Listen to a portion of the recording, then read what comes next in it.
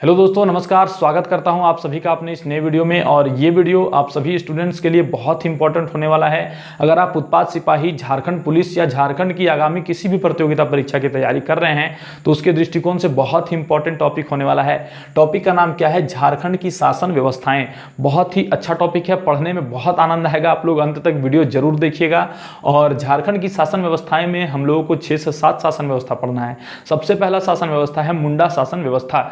तो मुंडा शासन व्यवस्था में क्या पढ़ना है आप लोगों को, यहां से डायरेक्ट प्रश्न कैसे पूछ लिया जाएगा वो हम आपको इस वीडियो में बताएंगे। और मुझे नहीं लगता है कि इस वीडियो को देखने के बाद आपके एक भी प्रश्न इस मुंडा शासन व्यवस्था से छूट जाएंगे। ठीक है, अंत में आप लोगों को बताएंगे कि इस टॉपिक से कैसे आप लोगों को टेस्ट भी देना है। ठीक है, सबसे पहले कुछ पद हैं, पदों को हम लोगों को समझना है कि आखिर में वो पद कैसे हैं, उसका कार्य क्या है, उसको बहाल कैसे किया जाता है, उसका वैकेंसी कैसे फिलअप किया जाता है। तो हर एक चीज हम समझेंगे और अधिकतर प्रश्न यहीं से आते हैं। ठीक है, जो मैंने यहाँ पर लिखा हुआ है, इसके अलावा थोड़ा सा पॉइंट इधर उधर मैं बताऊंगा आप लोगों को, जहां से प्रश्न डायरेक्ट आपके भिड़ जाएंगे। ठीक है, मुंडा शासन व्यवस्था में सबसे पहले मुंडा शब्द आ रहा है। तो मुंडा आखिर है क्या? क्या लोचा है भाई मुंडा का? मुंडा जो होते हैं, मुंडा शासन व्यवस्था में जो गांव होता है उस गांव के प्रधान को कहा जाता है।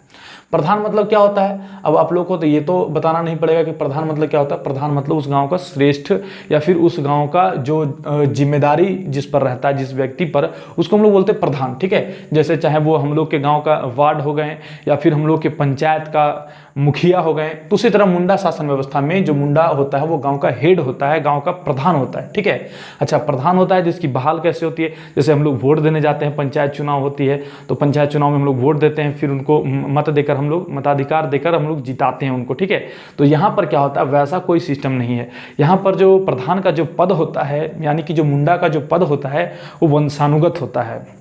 वंशानुगत बोले तो मतलब मेरे पापा प्रधान थे तो मैं प्रधान, फिर मेरा पोता प्रधान, मेरा बेटा प्रधान, मतलब यहाँ पर वंशानुगत पद चलता है। ठीक है, अच्छा, इसका कुछ काम होता होगा। मुंडा का क्या काम होता है, या फिर प्रधान जिसको हम बोलते हैं, प्रधान का क्या काम होता है? तो प्रधान का काम है गांव के लोगों से कर वसूलना, लगान वसूलना। ठीक है, सबसे पहला काम उसका क्या है? गाँव के लोगों से कर अथवा कर या फिर लगान जिसको हम लोग बोलते हैं, लगान लेना, टैक्स लेना। ठीक है, उसके बाद जब टैक्स लेगा तो उसका संरक्षण का भी कार्य करेगा। मतलब कि अगर वो झगड़ा कर रहा है, किसी से विवाद कर रहा है तो विवाद का निपटारा करना। और क्या काम है? विधि व्यवस्था को बनाए रखना। वो टैक्स किस लिए ले रहा है? इन्हीं सब कारणों के लिए वो टैक्स ले रहा है। ठीक है, विधि व्यवस्था को बनाए रखना। कितना टैक्स ले रहा है, क्या टैक्स ले रहा है, आप लोग जेपीएससी की तैयारी करोगे तो और भी अच्छे से आप लोग डीप से पढ़ोगे। ठीक है, टैक्स ले रहा है, उसके बाद क्या कर रहा है? विधि व्यवस्था को बनाए रख रहा है। विधि व्यवस्था को बनाए रखने के बाद फिर वो क्या कर रहा है? विवादों को निपटारा कर रहा है। ये इसका हो गया कार्य। और इसका निर्वाचन किस तरह होता है? निर्वाचन मतलब चुना कैसे जाता है? तो ये वंशानुगत पद होता है। मुंडा कौन है? गांव का प्रधान है। चलिए, ये तो आपको समझ में आ गया। अब एक आपका वर्ड आता है हाथू मुंडा। हाथू मुंडा किसको बोलते हैं? हाथू मुंडा बोला जाता है जैसे कि ये गांव का प्रधान है। पूछा जाएगा कि मुंडा शासन व्यवस्था में ग्राम प्रधान को क्या कहा जाता है, तो मुंडा। लेकिन अगर पूछा जाएगा कि मुंडा शासन व्यवस्था में ग्राम पंचायत के प्रधान को क्या कहा जाता है, तो हम लोग बोलेंगे हाथू मुंडा। चलिए, दोनों टॉपिक आप लोगों का क्लियर हो गया। और कोई नोट्स बनाने की जरूरत नहीं है। बुक लीजिए, बुक को एक बार पलटिए, वीडियो को देखिए, बिल्कुल हर एक चीज आपका समझ में आ जाएगा। टेस्ट लगाते रहिए बस। पढ़ा या फिर पढ़ा, पढ़ा या फिर पढ़ा। ठीक है, आप लोग अगर बुक में पढ़े होंगे तो ये सब वर्ड आप लोगों ने सुना होगा। अगर आप बहुत अच्छे से आपकी तैयारी है तो फिर आप लोगों को मैं नहीं बोल रहा हूँ, लेकिन जो स्टार्टिंग जो कर रहे हैं, जो बच्चे जिनको बहुत ज़्यादा दिक्कतें हो रही है, तो उन लोग अगर नाम पढ़े भी होंगे, नहीं भी पढ़े होंगे, तो आज के बाद आपको याद हो जाएगा क्या है, पढ़ा या फिर पढ़ा। एग्जाम में कुछ भी लिखा रह सकता है, पढ़ा या फिर पढ़ा। तो किसको बोलते हैं? पढ़ा क्या होता है? देखिए, यहाँ पर जो गाँव है, इस गाँव के जो प्रधान हैं, अब उसके बाद कुछ गांव मिलकर पंचायत बनाते हैं, कुछ गांव मिलकर पंचायत बनाते हैं। जैसे कि एक गांव में से पंचायत बनेगा नहीं, एक से अधिक गांव होना चाहिए, 2 हो, 4 हो, 5 हो, 10 हो, यहाँ पर उल्लेखित नहीं रहता है। ठीक है, 2 या 2 से अधिक गांव जब मिलकर एक पंचायत बनाते हैं तो उस पंचायत को कहा जाता है पढ़ा। पढ़ा किसको बोला जाता है? उस पंचायत को पढ़ा बोला जाता है।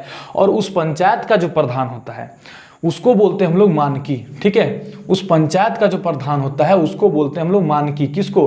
पढ़ा पंचायत के प्रधान को। अच्छा, ग्राम पंचायत के प्रधान को क्या कहते हैं? मुंडा।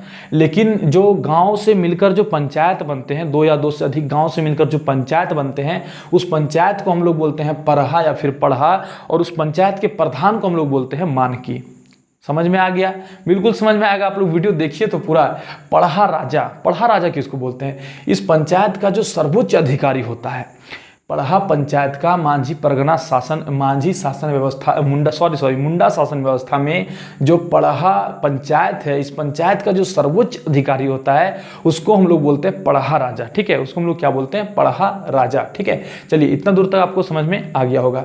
अब हम लोग बता दें आपको कि मानकी किसको बोला जाता है? मानकी बोला जाता है पढ़ा पंचायत का जो प्रधान होता है उसको हम लोग क्या बोलते हैं? मानकी। अच्छा, आखड़ा, चलिए एक चीज और आपका आ गया, आखड़ा। आखड़ा किसको बोला जाता है?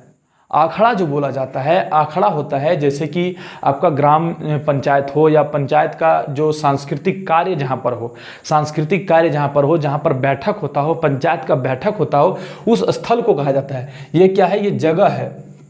ठीक है, ये क्या है? स्थल है। कौन सा स्थल? जहाँ पर गांव के सांस्कृतिक कार्यक्रमों को किया जाता हो, चाहे फिर पढ़ा पंचायत का जहाँ पर पंचायत का बैठक होता हो, चाहे फिर प्रधान लोग जहाँ बैठक करते हैं, विवादों का निपटारा करते हैं, उस स्थल को हम लोग क्या करते हैं? आखड़ा बोलते हैं। ठीक है, तो ये भी आपको समझ में आ गया, उसको क्या बोलते हैं? आखड़ा। अच्छा, अब यहाँ पर जो पढ़ा पंचायत है, इससे थोड़ा सा 2-3 टॉपिक आप लोग पढ़ लीजिए। क्या पढ़ लीजिए?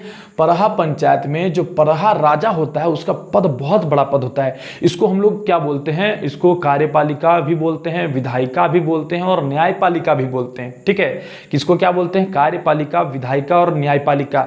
अच्छा, कार्यपालिका, विधायिका और न्यायिका क्या होता है? न्यायपालिका क्या होता है? न्यायपालिका मतलब होता है जुडिशरी सिस्टम। ठीक है, जुडिशरी मतलब जो जैसे सुप्रीम कोर्ट हो गया, हाई कोर्ट हो गया या फिर डिस्ट्रिक्ट कोर्ट हो गया, ये आपका न्यायपालिका के अंदर आता है। कार्यपालिका मतलब क्या होता है? जैसे कि कार्यपालक जी किसको हम लोग बोलते हैं? जैसे पुलिस प्रशासन हो गया, ये आपका कार्यपालिका में आ गया। और विधायिका में आपका लोकसभा, राज्यसभा या राष्ट्रपति, जो 3 अंग होते हैं उनके। ठीक है, कोई भी बिल को पास करने के लिए पहले लोकसभा, फिर राज्यसभा, फिर राष्ट्रपति की स्वीकृति मिलती है तो वो एक्ट बन जाता है। ठीक है, तो ये आप लोगों ने समझ में, ये आप लोगों को समझ में आ गया ये सब तीनों चीज। अच्छा, कुछ और भी फैक्ट हैं इसके जो भी मैं आप लोगों को बताने वाला हूं, आप लोग बस वीडियो पर अंत तक बने रहिएगा। ठीक है, पढ़ा पंचायत का जो राजा होता है ये क्या करता है? अपने गांव से टैक्स वसूलता है। ठीक है, ये अपने गांव से टैक्स वसूलता है और कुछ लोगों को नियुक्त करता है। ठीक है, कुछ लोगों को नियुक्त करता है, जिसमें से सबसे पहला कौन होता है? सबसे पहला होता है ठाकुर। सबसे पहला होता है कौन? ठाकुर। पढ़ा पंचायत का जो राजा होता है वो क्या करता है? टैक्स वसूलता है। और ये जैसे मुंडा प्रधान जो होता है विवादों का निपटारा गांव में करता है, उसी तरह पढ़ा राजा जो होता है वो पंचायतों के आपस के लड़ाई को, जैसे कि एक गांव में अगर 2 व्यक्ति लड़ाई कर रहे हैं तो उसका विवाद का निपटारा प्रधान करेगा। लेकिन अगर 2 गांवों के बीच अगर समन्वय स्थापित करना हो, 2 गांवों के बीच अगर विवाद हो गया हो तो उसका जो निपटारा करेंगे वो पढ़ा राजा करेंगे। तो ये अपनी जगह पर टैक्स ले रहे हैं, ये भी अपनी जगह पर टैक्स ले रहे हैं। तो ये जब टैक्स लेते हैं तो कुछ लोगों को बहाल करते हैं। ठीक है, वो कौन है? ठाकुर। किसको बोलते हैं? ठाकुर किसको बोलते हैं? पढ़ा राजा के सहायक को। ठीक है, मैं उतना लंबा नहीं लिख रहा हूं, बस लिख दे रहा हूं सहायक। जो पढ़ा राजा का जो सहायक होता है उसको हम लोग क्या बोलते हैं? ठाकुर। क्या आएगा प्रश्न कि मुंडा शासन व्यवस्था में पढ़ा राजा के सहायक को क्या कहा जाता है? ठाकुर कहा जाता है। अच्छा, ठाकुर हो गया। उसके बाद एक आपके आ गए दीवान। जैसे बोलते हैं ना, बहुत बड़ा तुम दीवान हुआ हो, बहुत बड़ा दीवान हुए हो। दीवान किसको बोलते हैं? मंत्री को। कौन सा मंत्री? पढ़ा राजा का मंत्री। ठीक है, कौन सा मंत्री? पढ़ा राजा के मंत्री को हम लोग बोलते हैं दीवान। ठाकुर समझ में आ गया कौन होता है? पढ़ा राजा के सहायक को बोलते हैं ठाकुर। उसके बाद दीवान को क्या बोलते हैं? मंत्री। ये भी आप लोगों को पढ़ाएंगे, लेकिन थोड़ा सा आप रुक जाइए, थोड़ा सा रुक जाइए। ठाकुर किसको बोलते हैं? सहायक को बोलते हैं। दीवान किसको बोलते हैं? मंत्री को बोलते हैं। उसके बाद हम लोग क्या पढ़ेंगे? उसके बाद होता है पांडे। पांडे या फिर पांडे, जो भी आप बोलो। ठीक है, पांडे किसको बोला जाता है? पांडे जो होता है दस्तावेज, जो भी दस्तावेजों का संग्राहक होता है, मतलब संवाहक होता है, क्या बोलते हैं उसको?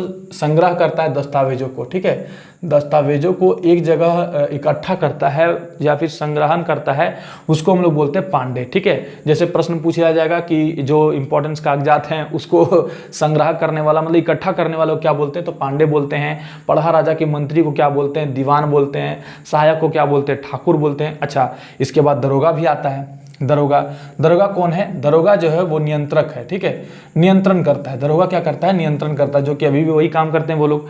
अच्छा, दरोगा क्या करता है? नियंत्रण करता है। दरोगा के बाद दरोगा है तो उससे एक लेवल नीचे सिपाही भी रहेगा। सिपाही भी रहेगा तो सिपाही को क्या बोलते हैं हम लोग? सिपाही को हम लोग क्या बोलते हैं? सिपाही को हम लोग बोलते हैं बरकंदाज। ठीक है, सिपाही को हम लोग क्या बोलते हैं? बरकंदाज।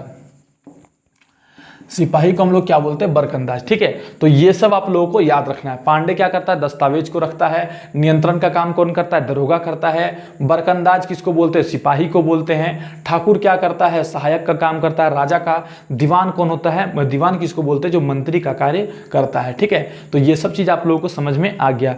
चलिए अब एक चीज और जान लीजिए कि मुंडा शासन व्यवस्था में एक चीज क्या है जो स्त्रियों को जैसे अगर पूछ लिया जाए कि मुंडा शासन व्यवस्था में स्त्रियों का क्या स्थान दिया गया है, तो स्त्रियों को कोई भी उच्च पद नहीं मिलता है। ठीक है, कोई भी सर्वोच्च पद या उच्च पद पर स्त्रियों को नहीं रखा जाता है। ठीक है, उच्च पद कहने का मतलब चाहे वो महतो हो गया, पाहन हो गया, ठाकुर हो गया, दीवान हो गया, पांडे, किसी भी जगह में स्त्रियों का जो पद है वो फिर सुनिश्चित नहीं रहता। ठीक है, स्त्रियों को उच्च पद नहीं दिया जाता है। चलिए उसके बाद हम आप लोगों को बताते हैं पाहन क्या है, महतो क्या है, भूतखेता क्या है, पुजार या फिर पनभरा क्या है। इसको मैंने एक साथ इसलिए लिखा है क्योंकि ये चारों खुद में रिलेटेड है। ठीक है, चारों खुद में क्या है, रिलेटेड है। सबसे पहले हम देखते हैं पाहन को। पाहन क्या है, पाहन जो होता है, देखिए इतना शासन व्यवस्था आया, सब चीज आप लोग पढ़ें, तो जब तक धर्म की बात ना आए तो शासन व्यवस्था चौपट है भैया। पाहन हमारे जो है धार्मिक प्रधान है। पाहन कौन है, मुंडा शासन व्यवस्था के धार्मिक प्रधान है। पाहन कौन है, यहां पर मैं लिख देता हूं। ठीक है, ये जो पाहन है धार्मिक प्रधान है। ठीक है, कौन है, धार्मिक प्रधान है। गांव का प्रधान कौन है, मुंडा है। पंचायत का प्रधान कौन है, मानकी है। लेकिन जो धार्मिक प्रधान है वो आपके कौन है, धार्मिक प्रधान जो है पाहन है। धार्मिक प्रधान किसको बोलते हैं, पाहन को। अच्छा, पाहन के साथ साथ एक महतो भी है। महतो जो है, महतो क्या करता है, महतो का कार्य है गांव के लोगों के बातों को पाहन तक पहुंचाना, पाहन के बातों को गांव के लोगों तक पहुंचाना, संदेश वाहक का कार्य करता है। ठीक है, महतो कौन है, महतो जो है वो आपका संदेश वाहक। अगर पूछ दिया जाए कि मुंडा शासन व्यवस्था में महतो का कार्य क्या है, तो महतो का कार्य है संदेश वाहक का। ठीक है, महतो का कार्य क्या है, संदेश वाहक का। उसके बाद हम लोग को क्या पढ़ना है, भूतखेता। देखिए पाहन जो होता है उसको कुछ जमीनें दी जाती है, उसको क्या किया जाता है, कुछ जमीनें दी जाती है। कौन सी जमीनें, वो जमीनें जो होती है वो पाहन को दिया जाता है कि आप खेती करो, खाओ पियो, घर बनाओ, रहो और गाँव के सुख समृद्धि के लिए पूजा पाठ करो, बलि दो, जो भी करना है तुमको करो। उसके लिए उसको कुछ जमीनें दी जाती है दान में। ठीक है, और कैसी जमीनें, वो जमीनें जो होती है वो लगान मुक्त होती है। ठीक है, वो जमीनें क्या होती है, लगान मुक्त होती है। और उस जमीनें को क्या कहा जाता है, डाली कटारी भूमि। ठीक है, इसको जो जमीनें दी जाती है उसको कहा जाता है डाली कटारी। ठीक है, इसको क्या बोला जाता है, डाली कटारी भूमि। पाहन को जो धार्मिक प्रधान होता है उसको जो जमीनें दी जाती है उसको हम लोग बोलते हैं डाली कटारी भूमि। पूछ दिया जाएगा कि डाली कटारी भूमि क्या होता है, तो मुंडा शासन व्यवस्था में पाहन जो धार्मिक प्रधान होता है उसको दान में दी गई जमीनें जो कि कर मुक्त होती है, लगान मुक्त होती है, उसको हम लोग बोलते हैं डाली कटारी जमीन। लेकिन पाहन तो भैया अभी रुष्ट है, पाहन बोल रहा है कि हम इतना सा जमीन में नहीं रहेंगे, हमको और जमीन चाहिए, और जमीन चाहिए। तो वो कहाँ चल जाता है, भूतखेता के पास चला जाता है। भूतखेता का मतलब कि फिर से वो जमीन लेता है। भूतखेता किसको बोलता है कि गांव में भूत प्रेत को भगाने के लिए जो वो तंत्र मंत्र का प्रयोग करता है, बलि वगैरह देता है, तो उसके लिए फिर उसको एक जमीन दिया जाता है। ठीक है, फिर उसको जमीन दिया जाता है जिसको हम लोग बोलते हैं भूतखेता। पहले तो उसको मिला डाली कटारी खाने पीने के लिए, चलाने के लिए, फिर वो जमीन लेता है। भूतखेता जमीन उसको बोलता है जो भूत भगाने के लिए, अपना तंत्र मंत्र बलि वगैरह देने के लिए फिर जो वो खर्च निकालता है, भूतखेता जमीन उसको दिया जाता है। और ये जमीन भी कैसा रहता है, ये भी लगान मुक्त जमीन रहता है। ठीक है, इसमें भी इसको किसी तरह का लगान नहीं देना पड़ता है। तो चलिए इतना दूर तक आप लोग समझ गए। अब आपका एक बचा महतो। महतो में बता दिया, महतो कौन होता है, संदेश वाहक होता है। पाहन और गांवों के बीच, गांव और पाहन के बीच जो संदेश का आदान प्रदान करता है उसको बोलते हैं महतो। भूतखेता मैंने बता दिया क्या है, भूतखेता एक तरह का जमीन है जो कि पाहन को दिया जाता है राजा के द्वारा। कौन सा राजा, ये जो पहड़ा राजा है, पढ़ा राजा या परहा राजा, इसके द्वारा दान में दी जाती है ताकि आप जाइए और भूत प्रेत को गांव से भगाइए, पूजा पाठ करवाइए, बलि वगैरह दीजिए, जो भी उन लोगों का रूल रेगुलेशन है। ठीक है, तो वो जमीन होता है भूतखेता। उसके बाद और एक चीज है आपका पुजार या पनभरा। तो पुजार या पनभरा किसको बोलते हैं, पुजार या पनभरा जो होता है पाहन का ही सहायक होता है। ठीक है, पुजार या पनभरा जो होता है पाहन का ही सहायक होता है और ये भी धर्म कर्म का ही काम करता है। तो आई होप आप लोगों को बहुत अच्छे से समझ में आ गया होगा। बहुत बड़ा टॉपिक नहीं है, बस इतना ही आप लोगों को पढ़ना है। है, ठीक है। यहाँ से आपके हो सकता है एक भी प्रश्न पूछे ना जाए या फिर एक दो प्रश्न पूछ, दो प्रश्न तो नहीं पूछेंगे, एक प्रश्न यहाँ से जरूर रहेगा। एक प्रश्न कुछ भी यहाँ से उठा दे, लेकिन एक प्रश्न इतना सही में आपका एक प्रश्न रहेगा। तो आप लोग इसको एक बार स्क्रीनशॉट ले लीजिए और कल हम आप लोगों को पढ़ाएंगे नागवंशी शासन व्यवस्था के बारे में, और मुझे उम्मीद है कि यह आप लोगों को समझ में आ गया होगा। चलिए, और कुछ अन्य तथ्य हैं जैसे कि और भी, जैसे ठाकुर मैंने लिखा दिया, कोतवार होते हैं, कर्ता होते हैं, कोतवार और कर्ता का कोतवार होता है, कर्ता होता है, ये सब का संबंध भी अगर पूछा जाए कि कोतवाल या कर्ता का संबंध किससे है, तो मुंडा शासन व्यवस्था से है, ठीक है। तो चलिए आज के लिए इतना ही, और कल पढ़ाएंगे नागवंशी शासन व्यवस्था के बारे में।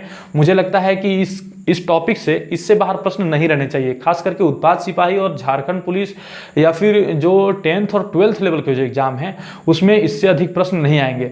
अगर आपको टेस्ट देना है, अब मैं अपने बात पे आता हूँ, अगर आपको टेस्ट देना है तो 1 मिनट में इसको रब कर देता हूँ, ठीक है। अगर आपको टेस्ट देना है तो आप क्या करोगे, 7992295476, ये जो हमारा नंबर है ये हमारा व्हाट्सअप नंबर है, ठीक है। 7992295476, इसमें आप मुझे मैसेज करिएगा। आपको 149 का पेमेंट करना होगा। 149 का पेमेंट अगर आप करते हैं तो JSSC का जितना भी आपका झारखंड जीके का टेस्ट वगैरह हो, सब हम इसमें लेते रहते हैं ग्रुप में, ठीक है। तो ये जो मैंने आपको बताया, इससे आपको टेस्ट मिल जाएगा, क्वेश्चन आंसर PDF वगैरह सब मिल जाएगा। तो आप लोग जरूर जुड़िएगा, मैसेज कीजिएगा। यही हमारा फ़ोन पे, गूगल पे सारा है। अगर आपको जुड़ना है तो जुड़िएगा जरूर, क्योंकि बहुत से लोग अभी तक जुड़े हुए हैं। और वीडियो आपको कैसा लगा कमेंट में जरूर बताइएगा। वीडियो को लाइक कर दीजिए और शेयर कर दीजिए दबा के एक बार। और हर एक टॉपिक को मैं इसी तरह शॉर्ट में बताऊंगा, ताकि आप लोगों को मजाक में सारा चीज़ समझ में आ जाए, ठीक है। बहुत ज़्यादा दिमाग में लोड नहीं लेना है। बहुत लोग परेशान है, सर कैसे होगा कैसे होगा। भैया आप सिपाही की तैयारी कर रहे हो, ठीक है, IAS की तैयारी नहीं कर रहे हो, इतना परेशान हो आप लोग, सर पेड कोर्स खरीद लें, क्या खरीद लें। भैया जो खरीदना है आप खरीद लीजिए, लेकिन जिस तरह आप खुद से मेहनत करके एग्जाम निकाल सकते हो ना, कोई पेड कोर्स वाला आपको नहीं निकाल देगा, ठीक है। आपको खुद से मेहनत करना होगा। यूट्यूब में इतना सारा कंटेंट पड़ा है, जहां से आपको अच्छा लगता है वहां से उठाइए, बुक्स लीजिए, खुद 2 घंटे 3 घंटे पढ़िए, मेहनत कीजिए और रनिंग करते रहिए। सबसे बड़ी बात, क्योंकि आपका जितने भी फिजिकल से संबंधित एग्जाम होंगे, चाहे वो पुलिस दरोगा का जो भी एग्जाम हो, और वो सब में आपका फिजिकल पहले, सभी में फिजिकल पहले हो गया, तो फिजिकल पहले आप लोग अच्छे से कीजिए। और इतना क्या टेंशन लेना भाई 10th 12th का वैकेंसी के लिए। हाँ, अगर आप लोग CGL की तैयारी कर रहे हैं तो आप लोग को बहुत अच्छे से मेहनत करना होगा, क्योंकि वहां पर कंपटीशन भी उस तरह का है और एक एग्जाम में आपको उतना बड़ा पद भी मिल रहा है, ठीक है। तो आपको उस तरह की तैयारी करना होगा। लेकिन अगर कोई झारखंड पुलिस का स्पेशली तैयारी कर रहा है, कोई बच्चा अगर उत्पाद सिपाही की तैयारी कर रहा है, तो फिर वो लोग इतना क्यों परेशान है। मुझे इस बात का जवाब आप लोग दीजिए कमेंट में। और चलते हैं, आज के लिए बाय बाय, बस इतना।